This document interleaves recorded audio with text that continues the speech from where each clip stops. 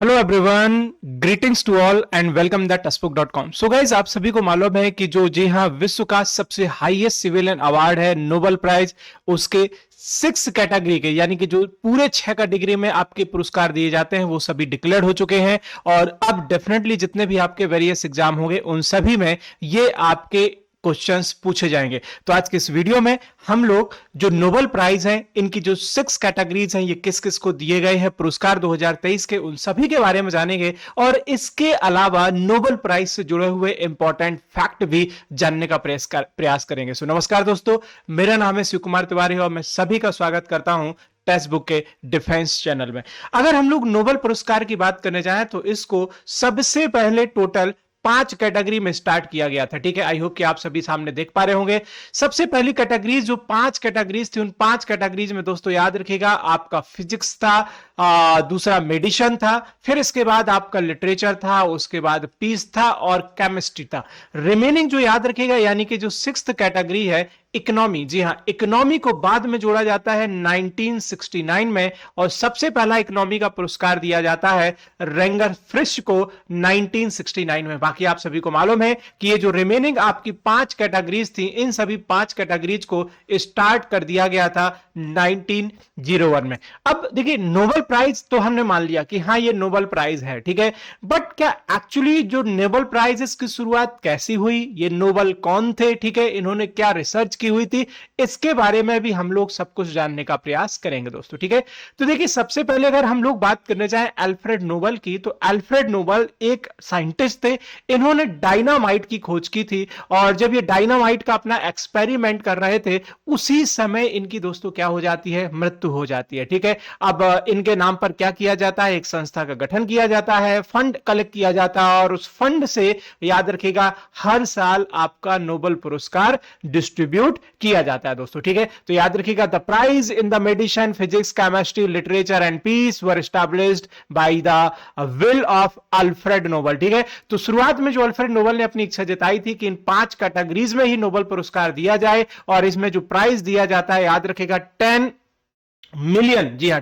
10 million, यानी कि around देखा जाए तो दोस्तों याद रखिएगा $90,000 का। ठीक है, और ये याद रखिएगा दोस्तों कि इसमें साथ में एक आपको एक सर्टिफिकेट भी दिया जाता है और गोल्ड मेडल भी दिया जाता है दोस्तों। ठीक है, अब इसमें ऑलरेडी अगर हम लोग बात करने जाएं तो जो वेरियस संस्था है, वो संस्थाएं इसमें क्या करती हैं दोस्तों, नोबेल प्राइज के लिए नॉमिनेशन का काम करती हैं। सबसे पहले देखिए अल्फ्रेड नोबेल, तो अल्फ्रेड नोबेल कह सकते हैं कि was a wealthy Swedish industrialist and inventor of dynamite. तो ये याद रखिएगा दोस्तों, स्वीडन के एक बहुत ही जाने माने, मतलब बहुत ही अमीर कह सकते हैं, औद्योगिक व्यक्ति कह सकते हैं, जिन्होंने डायनामाइट की खोज की थी, और उसी के एक्सपेरिमेंट के समय इनकी 1896 में मृत्यु हो गई। और उसके बाद याद रखिएगा दोस्तों, सबसे पहला नोबेल पुरस्कार दिया जाता है 1901 में, उनकी मृत्यु के यानी कि 5 साल बाद दोस्तों ये पुरस्कार दिया जाता है दोस्तों। ठीक है, यहां पर जो नॉमिनीज के नाम होते हैं वो क्या किए जाते हैं दोस्तों, सीक्रेट्स रखे जाते हैं दोस्तों। ठीक है, सीक्रेट्स रखे जाते हैं,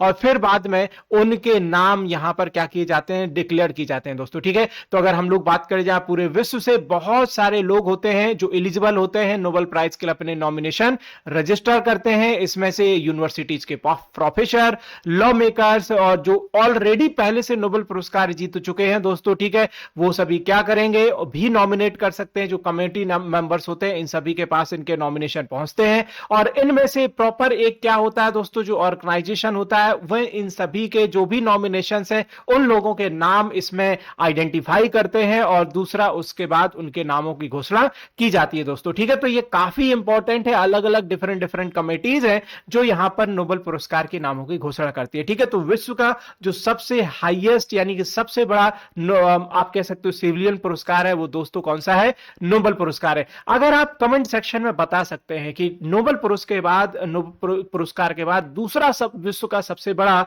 अगर सिविलियन अवार्ड है तो वो कौन सा है, कमेंट सेक्शन वीडियो का ओपन रहेगा, आप जरूर बता दीजिएगा। तो 2023 की अगर हम लोग बात करने जाएं, जी हां, तो 2023 का जो भी आपकी टोटल 6 कैटेगरीज है, उन सभी 6 कैटेगरीज का नोबेल पुरस्कार डिक्लेयर किया जा चुका है। सबसे पहला फिजियोलॉजी या फिर हम लोग मेडिसिन की बात करने जाएं तो दोस्तों मेडिसिन का जो पुरस्कार दिया गया है कैटालिन कैरी को, और याद रखिएगा ड्रू वीजमैन को दिया गया है दोस्तों, याद रखिएगा। और ये किस लिए दिया गया? तो जी हाँ, इन्होंने जो डिस्कवरी की हुई थी effective mRNA vaccine against Covid 19। तो कोविड 19 के केस में याद रखिएगा उन्होंने वैक्सीनेशन डेवलपमेंट में एक बहुत बड़ी खोज की हुई थी, और उसी के लिए दोस्तों याद रखिएगा इनको 2023 का मेडिसिन का या फिजियोलॉजी का पुरस्कार दिया गया है दोस्तों, ठीक है। और ये जो mRNA है ये सिर्फ कोविड ही नहीं, अब बाकी और भी जो अदर बीमारियां हैं जैसे कैंसर, इन सभी बीमारियों में भी इसका इस्तेमाल किया जाएगा वैक्सीन को आइडेंटिफाई करने के लिए।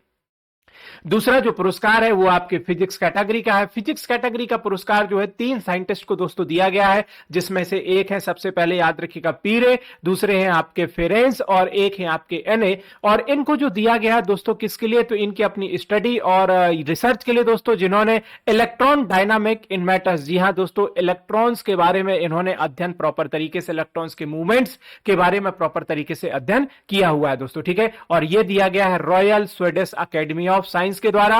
और यहां पर जो आपने मेडिसिन के बारे में पढ़ा था दोस्तों, तो ये दिया गया है द नोबल असेंबली एट, याद रखिएगा, कैरोलिंस्का इंस्टीट्यूट के द्वारा, ठीक है। तो दोनों पुरस्कार हो चुके। अब तीसरी जो कैटेगरी आती है दोस्तों, याद रखिएगा दैट इज अ केमिस्ट्री। जी हां, बहुत इंपॉर्टेंट है। इसमें एक मैडम क्यूरी का नाम जरूर आता है, जिनको 2 बार नोबल पुरस्कार दिया गया था।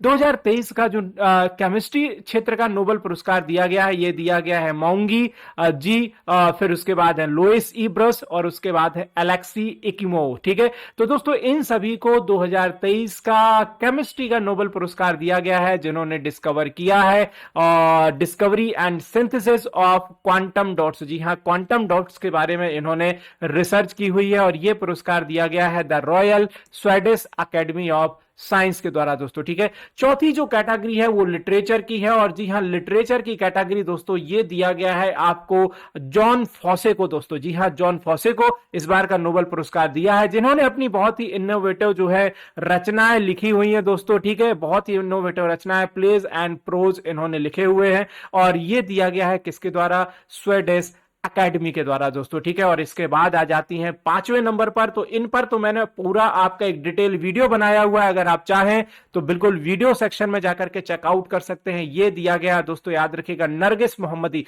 जी हाँ, नरगिस मोहम्मदी अगर बात की जाए तो ये ईरान की एक, याद रखिएगा, एक महिला एक्टिविस्ट है, जो वहां पर वोमेन फ्रीडम फाइटिंग के लिए लड़ रही हैं दोस्तों। आप सभी को मालूम है कि ईरान में बहुत सारी महिलाओं को डिटेन कर लिया जाता है अगर वो प्रॉपर रिलीजियस अटायर में नहीं मतलब रहती हैं, या फिर प्रॉपर जो वहां के कानून है उन कानूनों का ये पालन नहीं करती है। तो एक्चुअली में वहां पर एक प्रॉपर रिलीजियस पुलिस बनाई गई है, जो आइडेंटिफाई करती है कि कौन व्यक्ति है जो धार्मिक नियमों का उल्लंघन करता है, ठीक है। तो इनको ऑलरेडी कई सालों से जेल हुई है। अगर मैं बात करने जाऊं तो इनकी लगभग जो एज है वो माना जाता है कि कुछ 51 ईयर के आसपास है, और इनको उसमें से लगभग मोर देन 30 इयर्स तो जेल में ही बिताने पड़े। और इनका जो बॉर्न है, ऑलरेडी हमने पढ़ा था कि इनका जो बॉर्न है दोस्तों, याद रखिएगा, 1972 ईरान में ही हुआ था। इनका परिवार भी बहुत लंबे समय से एक्टिविस्ट रहा, और ये भी वर्तमान में एक वुमेन एक्टिविस्ट है दोस्तों, ठीक है। तो याद रखिएगा, ये महिलाओं की जो स्वतंत्रता है, उनकी जो निजता है, उसके अधिकार के लिए लड़ रही हैं। आपको मालूम होगा कि इससे पहले ऑलरेडी ईरान में एक बहुत बड़ा आंदोलन भी हुआ था, जिसमें ऐसा आपने एक लड़की का नाम सुना होगा दोस्तों, ठीक है, जिन्होंने एक विद्रोह किया था और उन्होंने बुर्का पहनने से मना कर दिया था। फिर बाद में उनको पकड़ा गया, जेल में डाल दिया गया, पीटा गया, बाद में उसकी मृत्यु हो जाती है दोस्तों, ठीक है।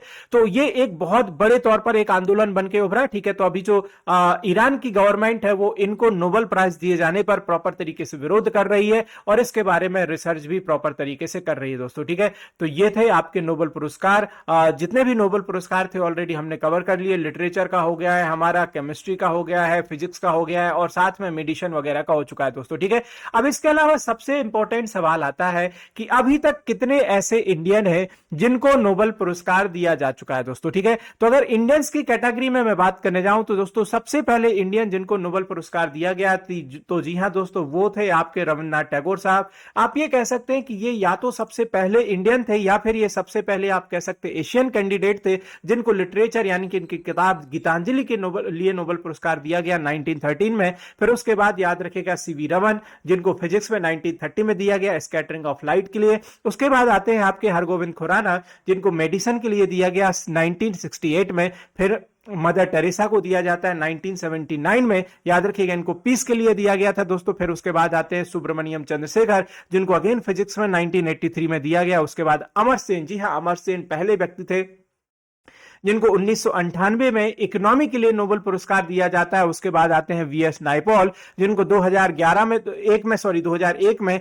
लिटरेचर के लिए नोबेल पुरस्कार मिलता है। फिर आते हैं राजेंद्र कुमार दोस्तों, ठीक है, तो उनको पीस के लिए 2007 में मिलता है। फिर उसके बाद आते हैं दोस्तों, याद रखिएगा वेंकट रामाकृष्णन, जिनको केमिस्ट्री के लिए 2009 में मिलता है। 2014 में कैलाश सत्यार्थी जी को दिया गया दोस्तों, किसके लिए, जी हाँ पीस के लिए। और ये पुरस्कार साझा किया था मलाला यूसुफजई के साथ में। एंड ये जो कैलाश सत्यार्थी जी हैं, ये आपके एक एनजीओ चलाते हैं जिसका नाम है बचपन बचाओ आंदोलन। और लास्ट में दिया गया 2019 में, जी हां अभिजीत बनर्जी को दोस्तों, ठीक है, इनको दिया गया था इकोनॉमिक साइंस के लिए 2019 में। तो ये सभी वो भारतीय हैं जिनको नोबेल पुरस्कार दिया गया है, किसका दोस्तों, हाँ मतलब डिफरेंट डिफरेंट कैटेगरीज में, ठीक है। और अब मैंने आपसे एक सवाल पूछा था कि नोबेल पुरस्कार के बाद विश्व का दूसरा जो हाईएस्ट सिविलियन पुरस्कार है वो कौन सा है दोस्तों, ठीक है। अब ये जितने भी आपके नोबेल पुरस्कार दिए गए हैं, इन पर हम लोग थोड़े से एक क्वेश्चन को भी ट्राई कर लेते हैं। तो मैं क्वेश्चन को ये ट्राई ना करके आपके लिए होमवर्क के तौर पर ये देता हूं दोस्तों, ठीक है। तो इसका आंसर जो है आप कमेंट सेक्शन में बताइएगा।